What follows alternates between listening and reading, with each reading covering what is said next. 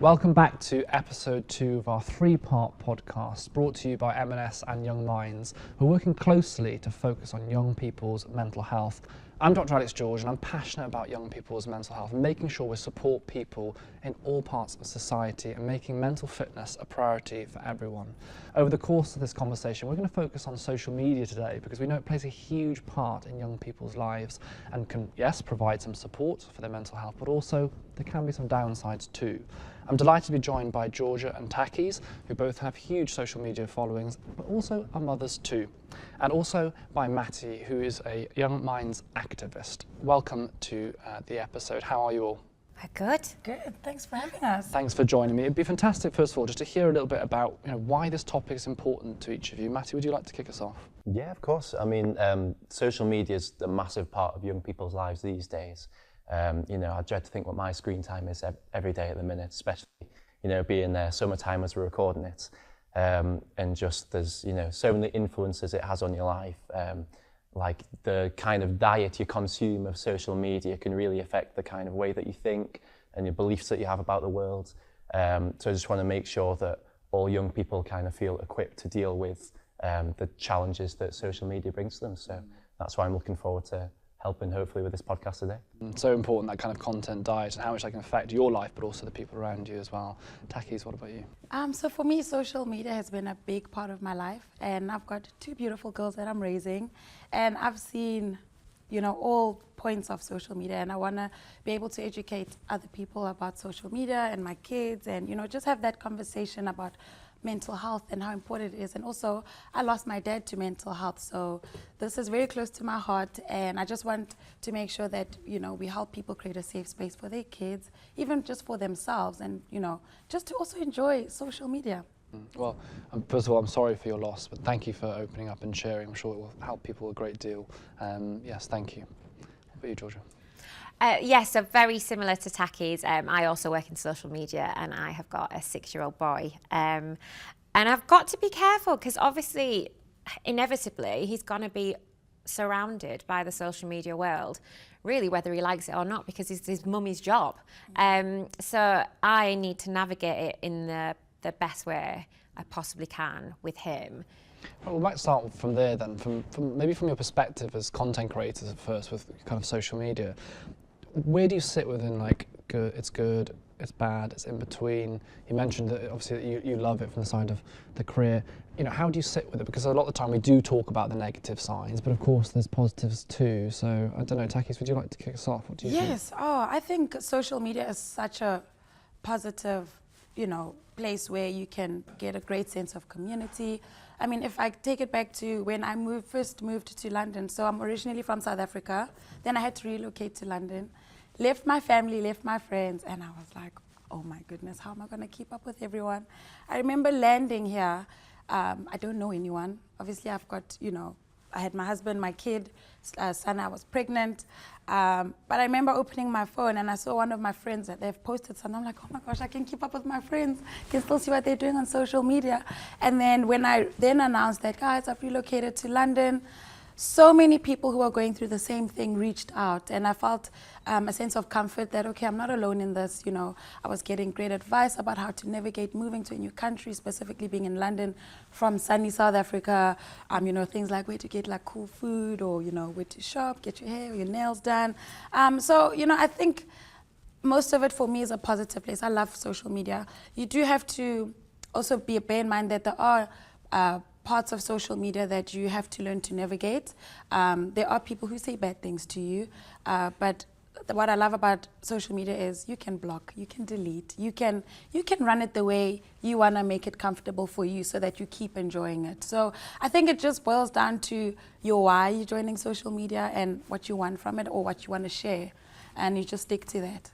Is that something you've learned along the way though? Because I guess I think about my experience. I've been on social media for 6 or 7 years, and my following has grown a lot. And I think a lot of my lessons have been learned perhaps by the mistakes or also trial and error, not necessarily having been taught that stuff at school, really. So, yeah, has that been quite a feeling out the journey kind of thing for you? Yeah, and I think as well, sometimes it's the fear a little bit. For instance, if there's somebody that you follow and you don't like what they're you know, what they stand for or what they're saying.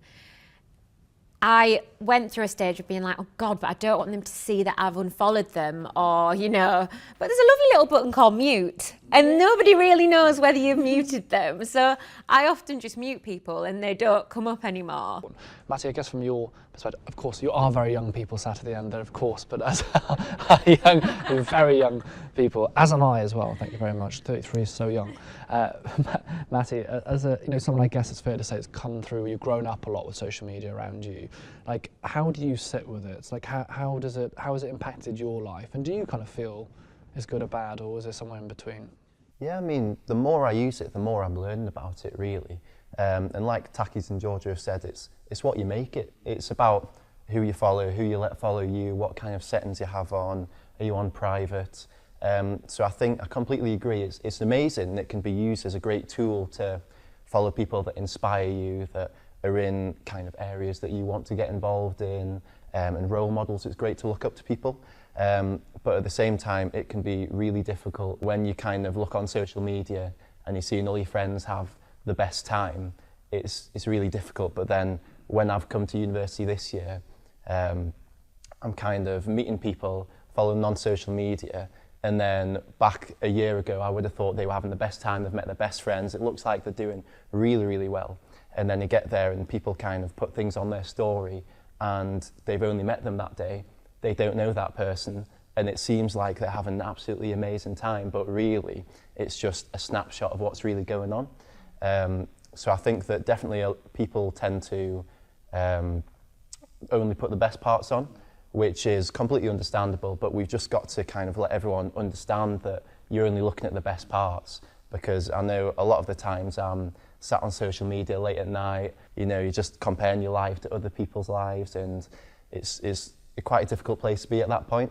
But then I kind of snap out of it and realise that it's not fair to compare me lying in bed at midnight to someone having their best moments in life. There's so much more going on under the surface, and that's just really the tip of the iceberg. Like, I know my personal use of social media, I used to be obese at 16 and I had braces, and I felt really uncomfortable sharing that with other people. A lot of other people have things that they're uncomfortable to share with the people that follow them. So yeah, I just really think that it's all about how you understand what's going on behind the post, behind the story, what's really the motivation behind putting that on there, why people are using it in a certain way. But like I say, there's a real balance. It can be amazing if you use it in the right way, but we've just got to make sure that young people know the kind of reasons behind the posts. And I see it a lot of the time. A lot of people kind of putting selfies straight out on social media, and sometimes I question if they are really happy and just want to share that, or some people might use it differently and kind of need a little bit of validation or a bit of love on that day. So I think social media is definitely a great tool, but we've got to use it in the correct way to kind of maximise its potential for us. Absolutely, great advice. I mean, Georgia Takis, what do you think about that point of the comparison side? Because often I think to be human is to compare, and no matter what stage you're in life, you're looking at what other people are doing. It's kind of like built within us. How do you manage that kind of comparison side of things? I think you have to have an honest conversation with yourself. And it also comes with knowing who you are, knowing what you come with, knowing what you look like. And I work with women a lot, especially about, you know, their bodies and, you know, them celebrating who they are and their way. But it's not always that easy, especially if you open your phone and you go on social media and you see, I don't know, a woman in a bikini, and you know, and you're like, oh, I wish I looked like that in a bikini. It's easy to also say that as well, but I think that you need to also make peace with the fact that you're not that person. They are not you. We don't know what they're going through behind that photo as well. Owning who you are and what you have, And what kind of you thing. have, Yeah, yeah. absolutely. What do you think, Georgia? Going back to what Mike was saying about, you know, how it's little snippets of like perfect life. I think what's really good is there's a lot of people now sharing both. So they might share their perfect lives or the good bits, the best bits, but then they also do, actually I feel a bit naff today, like it's not a good day for me. Like for instance, yesterday in the morning, I posted a load of stories having just gone to therapy. Come the evening, I was out at a nice posh event. So I'd gone from, you know, probably crying that morning, talking about my deepest, darkest feelings, to being out. So I think it's nice to see the dark and the light in people's lives. Yeah. And I think it's important to share that on social media so people feel like less alone and less like their life's perfect, because nobody's perfect. It does feel like some of that. I certainly, if I can say, I really hope, like with my platform, I'd really try to kind of show everything in between. Of course, you don't share everything of your own life. You must keep stuff to your things that you want to be personal, but I think there is a power in that, isn't there? When people look at someone else and go, oh, this person is going through this, you feel less alone, don't you? Especially when it comes to things like mental illness and young people. And you know, in the previous episode we were talking about how like you go through different times of, like, say, starting secondary school or going to university, and like those transitional times can be hard, and often you feel like it's just you, but it isn't. And perhaps that's where some of the good side of social media can be. I mean, Matty, you're an activist for Young Minds. We met in Parliament before. You've been, you know, working with them for a good period of time. What would you say to the kind of like positive side of it in terms of education around mental health, but also activism as well? Because social media has that power, doesn't it? Yeah, it really has a great power to connect people. Like when I go to the Young Activist programme, there's about 30 of us that all campaign to the Parliament event was to cut down waiting lists for NHS kind of therapy times, and doing all these campaigns. I've met all these people and been able to keep in touch with them, and being able to kind of see how they're doing, because it gives you such a wide network on social media. I know my friends back home, there's some people I'll feel comfortable talking about certain things with, there's others I won't feel comfortable talking about the same things with. Whereas through the Young Minds programme, being able to kind of meet other people that all have a lived experience of mental health, and they just seem to have an extra kind of understanding, of empathy. It's so much easier to create that conversation with them, and social media just allows you to connect to those people. So whenever I go home, I'm from Newcastle, and there's people on the programme from all over the country, so it's very, very hard to get in contact with them outside of social media. So it just creates a whole window where I can just message them, how are you doing? Are you going to this event? It'll be nice to see you. It's really great for engaging with everyone that's kind of like-minded, and just checking up on your friends, because I know that my parents would be so, so jealous to know the fact that I can create a group chat and then invite everyone out to a certain place at a certain time. I don't have to cycle to my friend's house and knock on the door, or I don't have to remember telephone numbers to call them on the house phone. I can just have the power to meet them straight away. So I think social media is brilliant for engaging with your friends and organising things, and also just to check how everyone's doing, really. That connection point's huge, and you know, I was diagnosed with ADHD a couple of years ago, and I would say that I found more support and connection and actually comfort from communities in ADHD and online than I have, to honestly, anywhere else, because you're like, that person's like me, or this person copes with it that way. So there is such power for good.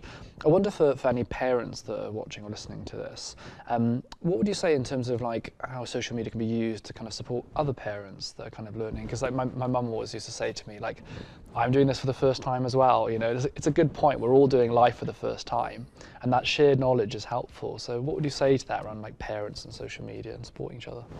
I think, you know, as parents, we must, you know, create a safe space for ourselves as parents. I mean, it's not easy being a parent, and we're all, you know, just trying our best to like swim out of the deep end every day. So I think if we can just share, it's okay to share, we're all going through it. And I think it's important that we follow pages that make us feel better about ourselves and not make us feel bad for our parenting styles, because it's okay if we parent differently. We just need to support one another, stick together and not judge one another. And if you are following pages that make you feel like a bad parent, just unfollow it, because I think all parents are doing an amazing job. If your child is okay and eating and alive, you're doing great. And I think it's just so important that we remember that. I had a huge support network when I had Cooper. Actually, when I was pregnant, then when I had Cooper, on my Instagram, because everybody's sharing their story, and you'll find those people that are on the same path as you. Like every pregnant woman does it, follows the other people that are pregnant at the same time. So you're all going through the same stages together, and it's nice. You feel so much less alone. And it's lovely. And like, you know, there might be some parents along the way and you're like, oh, they're not doing things the way I would do it.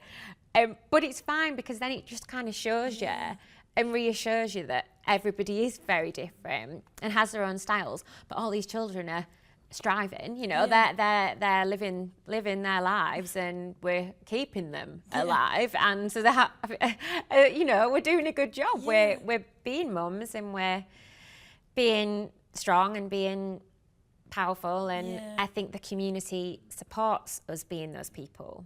So in a way, like, you could almost look at it, one side of it could be comparison, but the other side is connection, where you're actually having a shared experience to kind of support each other. So, you know, you're both parents with children under the age of 13, so 13 plus is the age that most of the social media platforms you can kind of join and be online. We know that a lot from research done, that a lot of even younger children, although they shouldn't be online, end up online. Does it worry you? I mean, does it worry you, that kind of idea of managing that social media, and how will you kind of have that relationship? Because I've heard a lot of parents say, look, you don't want to take something away from them, you don't want to be overbearing, but equally you do want to make sure they're safe. Like, have you had thoughts about that already? Yeah, I've had thoughts about it. So because social media is my work, I'm very open about, you know, this is what I'm sharing, because they'd see me recording. Oh, Mom, what are you doing? What's this for? You know, they're very curious. So I make sure to, like, you know, be open with them, let them know how it works. And they'll be like, wow, so who sees it? So I've had a really open, honest relationship with them with how it works, and a conversation just saying, well, Mama's about to share something. This many people are going to see it. Not everyone will like it, and that's okay. And in terms of, you know, when I share or when I'm on social media, I'm also open and honest with that. So we have this thing in the house where I always tell them, be mindful of how much of your mind you want to focus on certain things. So, and we always like saying, too much of anything is not good. So if they see that I'm on my phone for a bit too long, Mama, too much of, you know, anything's not That's good. a great, you got like basically your built-in screen time. Exactly, yes. Tapping the watch, like, get off. Exactly. So I've got those little tools that are already going. So, and they're already like taking my phone and taking photos. The oldest one is very curious. She's like, oh, Mama, I think I'm going to do this story today. And she'll take my camera and like shoot her own thing. She's like, I want to post it. Show me how to do it. So I can see it's already happening. But I don't think I'm scared or nervous, because I'm having open conversations about it. But when she gets to a point where she has her own phone, then I'll have the necessary conversations that we need to have. But for now, you know, they know too much of anything is not good. They know to share if something doesn't make them feel good, just in general in life. So they can also apply it to social media. And they also know that they can come to me and ask me anything or share anything. So I think I'm doing great with creating certain tools that they might need if they get to that point of having their own social media. So I'm not really nervous. It is having that like understanding that makes a difference. Like I think for all of us, we kind of grew up with the earlier phones before it was like digitalized social media, and it became like these Instagram, like all that kind of stuff. But it was kind of like flying a plane without any lessons. Like if you think the first mainstream phone had like more tech in it than like the rocket that went to the moon, and like you're basically a teenager, like, wait, let's just have a go with this, with no understanding of it. And I think in a way we were almost guinea pigs in a way to that process. And I think those learnings, if you have those conversations when you're younger, thinking like how much time you should spend, things to look out for, what to follow, to understand it, then you're having the lessons as a pilot, and you're in control of the plane. That's the kind of way that I see it. Let's talk a little bit about kind of managing specifically time on the phone, because a lot of parents do say, and I've heard it, look, my son or my daughter, they're on the phone a long time. How long is too long? And a lot of this research that's done generally shows, which makes sense, that the longer you spend on the phone, the more likely it is you're experiencing symptoms or negative mental symptoms. So the average adult can spend between 2 and 4 hours a day on the phone, which is kind of quite a long time. But the longer you're on there, the higher risk is you can experience symptoms. So do you have kind of ideas of how you're going to manage that? Is that going to be like keep an eye on the time? Is the inbuilt, what are you thinking? It's already implemented in our household with TV. Is it? The switch. And we already now do like check-ins. So I'll always check in with him and see how he's feeling. And I always make sure that he knows that no problem is too big. Like everything can be solved. Because he came to me the other day. I'd obviously been holding it in because I've been away for a few days. And I think I'm maybe like his safe place to come and talk to. And he came to me and he was like, Mummy, so I've got 2 bad things and 1 good thing. And I was like, oh, okay. And the 2 bad things were basically a little boy at school was not being very nice to him. But I've given him the tools to think, right, what's going to make me feel better? Talking to Mummy, telling Mummy, and then she can help me solve the problem. So that's what I will carry on doing throughout, you know, his entire life. When it comes to social media, I will always check in with him and go, everything okay? You're not seeing anything that upsets you or makes you feel a bit weird? Or because they also don't know how to say things either, because they're learning everything for the first time. That's brilliant. And that dialogue and that conversation is what you want, that they come, it's like a safe, trusted space. Matthew, we started actually, and you mentioned about kind of the content and like the information that we consume is important. Could you talk a little bit more about that and how, you know, what you think and how important you think that is in terms of like how a young person will decide what to engage with and what not to engage with? Because I think the thing that scares me a little bit with social, which I still think we're trying to work on, is that you can just see everything instantly in your TikTok feed or in your, you know, your Instagram feed or whatever platform it is. And those platforms are working on that. They're definitely, the technology is improving, but there's still content out there that can be quite harmful. So how can you kind of manage what you're seeing in a better way? Yeah, and the thing is with those, they just pop up out of nowhere as well. Like you say, if you were putting the TV on or reading the newspaper, you kind of half expect it to be there. You've chosen to watch the news, for example. Yeah. Whereas if you're scrolling through social media, all of a sudden you see your friend, and then next thing you're seeing some outrageous thing that you never want to pass by on your feed. So the kind of way that I like to deal with it is just, I do a big social media cleanse. So whenever I finish something big, like I leave a job or I leave high school or sixth form, I make sure that I go through my followers and I take off everyone that I don't want to look into my life. Not everyone deserves to see everything that's going on in my life. And then I go through the list of people that I'm following as well, because I feel that, especially growing up, you tend to follow things that you're interested in at the time, but 5 years later, and you're still getting exposed to that. It's very strange that one action that you take 5 years ago in following someone has a consequence on your life 5 years later, and you get to see all these things. So it just goes back to the point of making sure you're following the people that inspire you and that are spreading the right messages. So I feel like that definitely kind of makes it easier when you scroll through your feed to get more positive images rather than things that you're not as interested in. And like I say, you can also mute things and certain words and hashtags. You can make sure that you're not going to see certain things. You can change things like sensitivity settings as well, can't you, on the platforms? And if you see something that's genuinely you think this might be harmful to you or other people, please report it as well, because like otherwise things just get shared and shared and shared. No one reports it, it's not going to get pulled off. Like Always report stuff. Yeah. If somebody says something particularly hideous, I will always report. Yeah, Report me and block.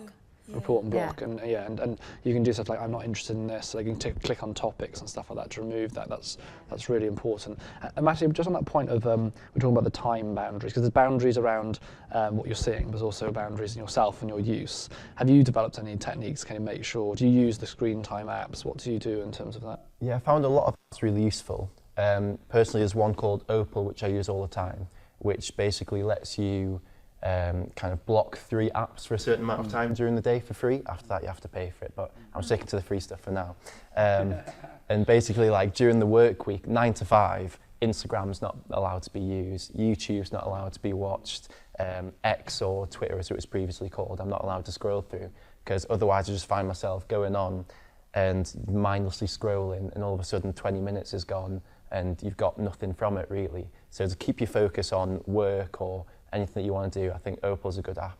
There's another one that my friends use called OneSec, which basically once you can put on any app, once you open it, it'll pause for a second, as it's named, just to kind of ask you if you really want to go on the app. are you just tapping this out of habit? You guys do the kind of the circle of like, you'll go like, tick on, you'll have a certain circle like mail to Instagram, Yes, yeah. and then you're like, I've just done the round. Yeah, You're yeah, going yeah, round. yeah, But it's totally. habitual, and I think that's where the tech, I think you can't beat tech with like human like emotion. You have to beat tech with tech. Basically. Yeah, you do. I use the screen time quite a lot, and I think for people as well that, you know, we're all like, you know, we've got busy lives and things, but if you're trying to find time to like practice the mental fitness, to look after yourself, really go on to screen time. It's a good way to justify, you know, that exercise or that time in nature, that downtime, because you see when your screen time is like 3 or 4 hours. Yeah, and you're like, It's- oh. it's I do a tough. bedtime one. I do a bedtime setting, and Do you? a little chime plays, like a little lullaby. What time do you set that at? Is it 9. 9 o'clock? And then that's so after that, you're trying to be like, oh. Yeah, and that's it. I'm like, It plays a and lullaby as well. Yeah, That sounds it's wonderful. I only need a that. really little short I thing, need that, yeah. but it just alerts me. I'm like, it's time to wind down. Okay. So then I do. It's almost reminding me. Whereas if that little chime didn't go off, I'd probably just be sat there scrolling. Because you do, don't you? When you get at night time, you sit down after your tea and you just sit. I think everyone does it. You pick up your phone Yeah. and you scroll. But it's entertainment. Hours. It's entertainment. You scrolling. see something cool, then the next thing it's a whole story you wanna like dive into. Yeah. Really end up in a but rabbit hole. Like, yeah, I think literally for me sometimes, it's I think for me it's better if I schedule social media, like I give it a small window in the morning, like 30 minutes to post, check up on friends, scroll, whatever I need to do, and I make sure that 10 is when I start my actual work. So even if, let's say I miss the social media window, I've missed it because my work has to continue. And then at night, I don't scroll when my kids are in bed. That's good. Yeah, that's what I've done for myself. So you've Yeah. actually built like cues in your day. That's what you're Yes. saying about, you know, you built ways like that you know, okay, that means this is time to come off and Yes. do that. That's actually really useful for anyone, you know, that's thinking about does it really matter, the scrolling at night time. It's a really interesting bit of science that our dopamine, which is one of our mood hormones, our reward hormones in our brain, we need that. We want to feel good and energized each day. When you wake up in the morning, you've got lots of dopamine, you're feeling motivated. Doom scrolling actually prevents the part of the brain that produces dopamine from creating dopamine when we sleep. And interestingly, most of our dopamine is actually created during sleep. So the kind of the blue light and the scrolling limits and caps your dopamine production. So it's really like an important thing. So if you've done a lot of doom scrolling at night, you often feel sluggish in the morning. You just don't feel that motivated. You then want to go back on your phone and do more.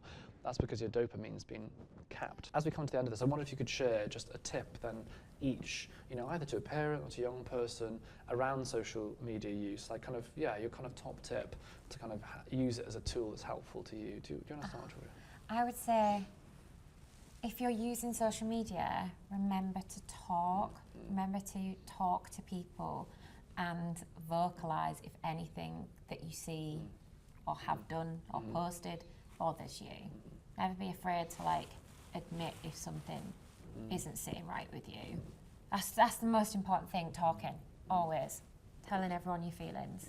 Absolutely. I think for me, if you're getting into social media, don't forget how amazing you are, because naturally you will second guess yourself. So remember, you are epic just the way you are. Set boundaries for yourself. Follow pages that make you feel good about yourself. There to be a tool, isn't it? Yeah. And I would definitely recommend a big social media cleanse. Every so often, something big happens, or every 6 months, say, just make sure you go through your followers, your following, make sure that you're happy with your social media at the time, and then you're ready to consume the things that you want to consume. And yeah, that's my recommendation. Great advice, great tips from you all.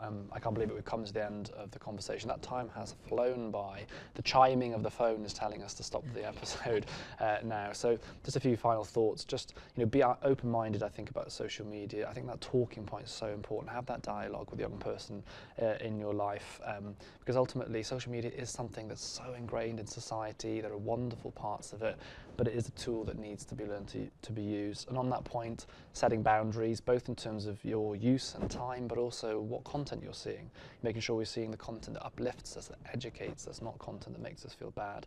And I think as a parent as well, trust your instincts. You know, if you're worried about your child or young person, they're behaving differently, they haven't got the same energy, they're making the eye contact, something's not right, then have that conversation. You know, have the conversation with them, but also don't be afraid to look for support. There's advice on Young Minds website. You can speak to the GP or speak to a teacher as well to get kind of support on what to do next. And if you're listening, you're a young person listening to this podcast, Young Minds' vision is that no young person should struggle alone. So please do reach out for support if you're struggling. They've got lots of links and advice on the website, and there's links there for parents as well. And over the next 3 years, it's absolutely fantastic that M&S are looking to raise £5 million for Young Minds. And as I said in the first episode of this, I've worked with Young Minds for several years. I've met some amazing people along the way. They're doing great work, but they can only do great work if they're funded. So please do look to support. There's a link in the description of this video so you can click and support them that way. I'll be back in October. I'll be joined by another 2 guests, and we're going to be looking at spotting those signs of when a child's struggling with their mental health and what to do. But for now, thank you so much to my 3 wonderful guests. It's been brilliant to have you. We'll see you all very soon. Take care and goodbye.